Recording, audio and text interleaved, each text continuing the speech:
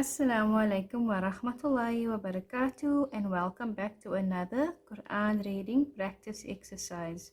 In the last video, we did Surah Baqarah, page 8 of the Holy Qur'an, and in this video, we will be continuing with page 9, inshaa-Allah. So let us begin. أعوذ بالله من الشيطان الرجيم. بسم الله الرحمن الرحيم. فتلقى آدم من ربه كلمات فتاب عليه إنه هو التواب الرحيم.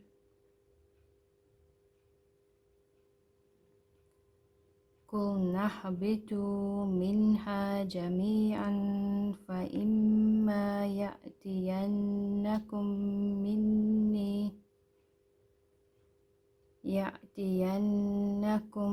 مني هدى فمن تبع هدايا فلا خوف عليهم ولا هم يحزنون.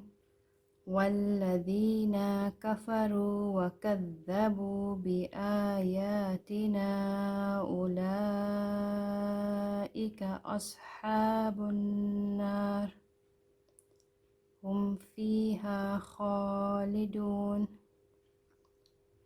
يا بني إسرائيل اذكروا نعمتي التي أنعمت عليكم وأوفوا بأهدي أوف بأهدكم وإياي فارهبون. وآمنوا بما أنزلت مصدقا لما معكم ولا تكونوا أول كافر به ولا تشتروا بآياتي ثمنا قليلا وإياي فاتقون. ولا تلبسوا الحق بالباطل وتكتموا الحق وأنتم تعلمون. وأقيموا الصلاة وآتوا الزكاة واركعوا مع الراكعين. Alhamdulillah, and well done on completing Surah Baqarah, page 9 of the Holy Quran. If you liked this video or found it helpful, please give it a thumbs up and share it with others so that they may benefit as well.